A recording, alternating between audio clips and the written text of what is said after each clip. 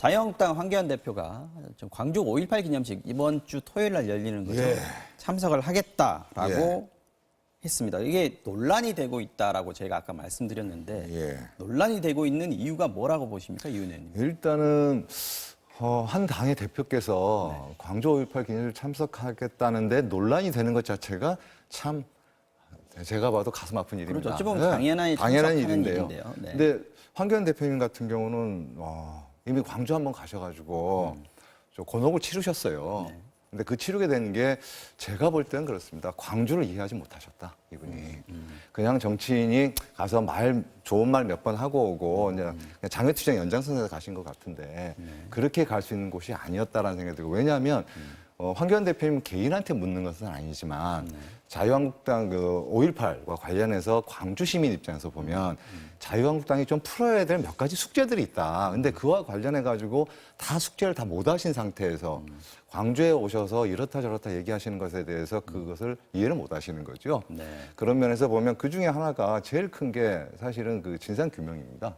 진상규명 관련해 가지고 뭐 법도 바꾸고 이렇게 했는데 실제 이게 진행이 안 되고 있거든요. 이것 때문에 원샷도 하고 민주평화당 같은 경우는 그것 때문에 그것을 사실은 패스트트랙에 넣자 말자 그런 얘기까지 했었었고요. 그게 조건이 되기도 했었고 이런 얘기가 있었는데 그리고 최근에는 당시 미군 정보위원이었던 분의 또 증언도 있었고 그래서 이 문제 그다음에 죄송하지만 자유한국당 몇몇 의원들이 그 5.18 마음과 관련해서도 의총을 열어서 마무리를 지셔야 되는데 안 하십니다.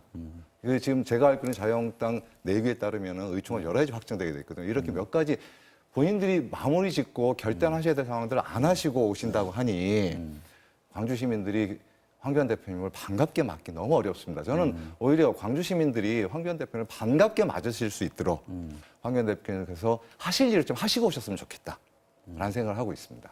이만희 의원 의견을 좀 말씀해 주시죠. 벌써 나경원 원내대표는 지금 징계가 그 기념식 때까지는 이번 주는 아무래도 좀 얘기했죠. 어려울 것 네. 같고요. 네. 벌써 5.18 민주화운동 39주년이에요. 그죠? 네. 어쨌든 그 관련해서 뭐 이런 논란되고 있다는 것 자체가 이원 의원 말씀하신 대로 참 좋지 않다는 얘기도 말씀을 하셨는데 네네. 우리 당은 5.18 광주 민주화운동의 어떤 정신이나 그 가치 부정하지 않습니다. 네. 부정하지 않고요. 어떻게든 이 정신이 우리나라의 갈등과 반목을 치유하고 대한민국의 미래를 열어가는 어떤 그런 하나의 토양이 된다면 더 좋겠다는 말씀을 드리고 저는 5.18 민주화 운동의 정신이 결코 특정 지역이나 특정 정파의 전유물이라고 저는 생각하지 않습니다. 네. 모두가 여기에 대해서 기억을 하고 그런 측면에서 황교안 대표에게도 충분히 참석해달라는 초청장도 오고 했던 점을 알고 있습니다. 오히려 이런 것들이 뭐 일부 정치 지도자 유튜버라고 하셔야 되겠나요? 유시민 씨죠. 네. 뭐 이분이 어떤 뭐 맞으러 온다, 뭐 아니면은 뭐 외면해야 된다 이런 등등의 발언은 정말로 저는 오히려 이런 것들이 국민을 분열시키고 지역 감정을 조장시키려는 의도가 있지 않는가 하는 그런 문제에 제 말씀을 드리고 싶고요. 아까 말씀하셨던 그 진상규명위 조사위원 문제는 이렇습니다. 이 말씀만 듣고 마무리하겠습니다. 우리가 한국당에서 이게 추천한 부분들은 지난 1월 달에 다 했어요, 이미. 1월 14일 날.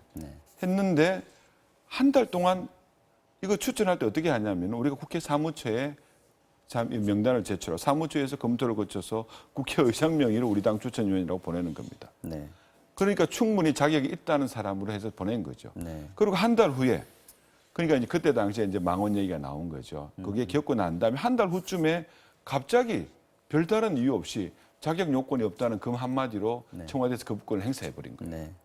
그러면서 새로운 사람을 초대해달라고. 라고 보시는 게 지금 자유한국당 입장입니다. 만약에 저희들 입장에서는 어쨌든 이 진상조사위원회에 들어가야 될 위원회의 어떤 대상이나 범위를 봤을 때는 군 관련 전문가가 또 필요하다는 것이 합당하다는 것이 이제 우리가 얘기를 했었고 그걸 또 민주당에서 받아들였어요. 그래서 그러면 원포인트라도 국회를 열어서 이거를 이렇게 이제 고쳐서 이렇게 새로운 사람을 넣자 이렇게 다 합의를 했었는데 그 과정에서 이런 패스트트랙 전국이 생겨버린 거죠. 걸렸다라는 말씀. 그래서 어쨌든 이 문제가 해결되기 위해서는 그런 패스트트랙 전국에 대한 어느 정도의 정리가 좀 선행될 필요가 있다는 말씀을 드리고 싶습니다. 알겠습니다. 오늘 정치 와우 정리 여기서 마무리하겠습니다. 더불어민주당의 이훈 의원, 자유한국당의 이만희 의원 두 분이었습니다. 오늘 말씀 고맙습니다. 두 분. 예, 감사합니다.